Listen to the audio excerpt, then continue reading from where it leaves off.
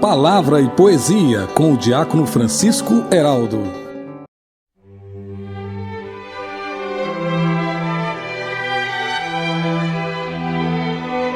Meus irmãos e minhas irmãs, como peregrinos da esperança, celebramos o 16º domingo do tempo comum e contemplamos Jesus sendo acolhido na casa de Marta e Maria.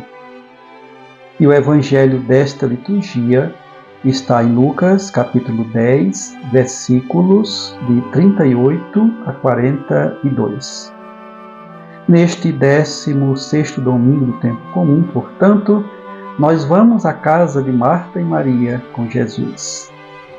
E este evangelho nos fala de duas dimensões indispensáveis para uma experiência e uma vivência autêntica do discipulado do Senhor. Primeiramente, a oração, que se expressa na atitude de contemplação na pessoa de Maria, que está aos pés do Senhor para o escutar, para escutar a sua palavra. E segundo, o agir de Marta, que estava preocupada em preparar a casa e a ceia, na alegria de receber a visita de Jesus à sua casa.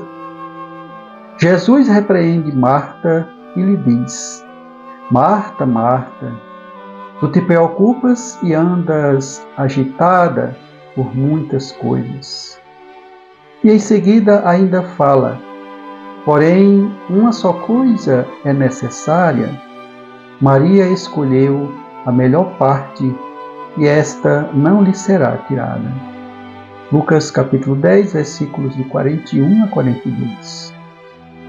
Meditando a respeito de nossa vida de cristãos no mundo pós-moderno, nós vivemos sempre numa correria, realidade de tantos compromissos, afazeres inacabáveis, preocupações que nos tiram a atenção do nosso presente, atrapalham o nosso foco, nos causam muita ansiedade e até nos tiram a nossa paz e nos desviam daquilo que é essencial para a nossa vida. Somos mais Marta do que Maria e esquecemos que precisamos unir estas duas dimensões humanas na nossa vida para testemunharmos e vivermos a missão do reino de Deus no mundo. O que Jesus chama a atenção em Marta não é com relação ao seu trabalho, ao seu cuidado com o Mestre, pois ela tem a melhor das intenções na preparação das coisas para acolhê-lo, mas porque ela está sem foco no essencial, que é a palavra do Mestre. Está cheia de muitas preocupações, muita ansiedade, sem harmonia nos afazeres, a ponto de repreender a sua irmã. Assim acontece também conosco. Às vezes nos afogamos no ativismo da vida pastoral ou das nossas preocupações pessoais da nossa vida, em que nem sempre temos tempo de ir à celebração da comunidade, de fazer uma adoração, e por isso perdemos o foco principal, que é a atenção à palavra, ou seja, a escuta do Evangelho, o amor à Eucaristia, que nos conforta e nos nutre na nossa vida diária. E ainda, muitas vezes até repreendemos os irmãos e irmãs, acusando-os de estarem rezando demais. Porém, faz-se necessário lembrarmos também que a nossa oração sem o compromisso, sem atitudes, sem uma prática de vida, nós poderemos nos tornar infecundos em nossa fé e em nossa vida cristã. Portanto, irmãos e irmãs, na vida cristã devemos buscar o equilíbrio entre a ação, Marta, e a oração, contemplação, Maria, para não cairmos nos extremos do ativismo ou do intimismo. Ainda outro aspecto levantado nesta liturgia é a dimensão da acolhida, apresentada na primeira leitura com Abraão, que acolhe os 3 homens e que a Igreja interpretou através dos seus santos padres como sendo símbolo da Santíssima Trindade. Gênesis, capítulo 18, versículo 2. Depois temos no próprio Evangelho Jesus que é acolhido pelas irmãs Marta e Maria em Betânia. Naquela casa, Jesus foi acolhido várias vezes, inclusive quando ressuscitou Lázaro. João capítulo 11, versículos de 42 a 45. Contemplemos as palavras do apóstolo Paulo, que escreveu aos Colossenses, no capítulo 1, versículo 24. No final da sua vida, São Paulo exortou a comunidade de Colossenses com a sua experiência missionária e a sua dedicação ao reino de Deus. E disse: alegro-me de tudo o que já sofri por vós e procuro completar na minha própria carne o que falta das tribulações em Cristo, em solidariedade com o seu corpo, isto é, a Igreja. O apóstolo Paulo viveu a escuta da palavra do Senhor e buscou equilibrar a contemplação e a ação em sua vida de apóstolo das nações.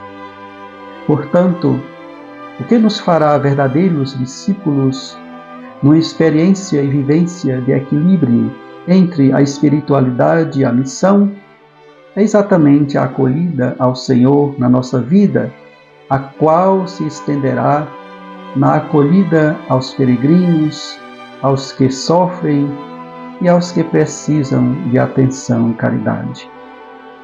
A nossa fé se alimentará e será uma expressão de equilíbrio entre contemplação e ação quando estivermos atentos à palavra de Deus e quando estivermos dispostos a acolher o Senhor na sua paz e no seu amor.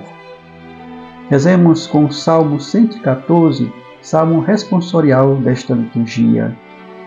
Senhor, quem morará em vossa casa?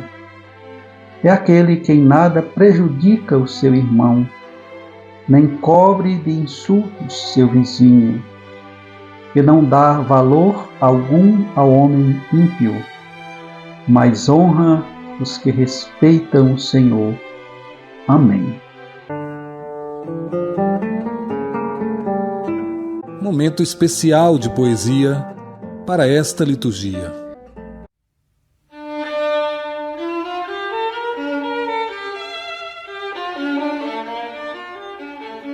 E o poema para este 16º domingo do tempo comum nos traz como título Escolher a melhor parte.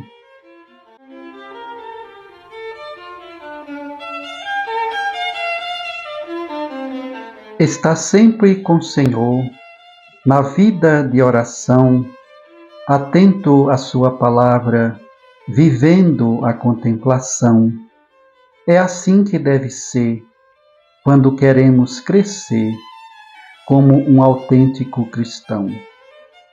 Escolher a melhor parte é amar a Eucaristia, é estar aos pés do Senhor, com fé e muita alegria, é querer sempre rezar, firme sem desanimar, toda noite e todo dia. É também viver a missão, mandato de nosso Senhor, sempre atento ao que Ele diz, como um filho servidor. Não viver na ilusão e nem estar na distração, sempre contemplar o amor. Somos Marta e Maria, juntas, sem se separar, orando e também agindo, Sem o Senhor desprezar, viveremos a ação nutrida pela oração no mundo a testemunhar. Nesta nossa caminhada, precisamos refletir que os afazeres da vida não nos levem a fugir. A melhor parte é o Senhor, Sua palavra e seu amor. Nós queremos repartir. Aos que me ouvem, eu envio a bênção de Deus. Em nome do Pai, e do Filho, e do Espírito Santo. Amém. Que a palavra e a luz de Jesus Cristo, que nos ensina sobre a escuta e o amor à sua palavra, ilumine o seu caminho.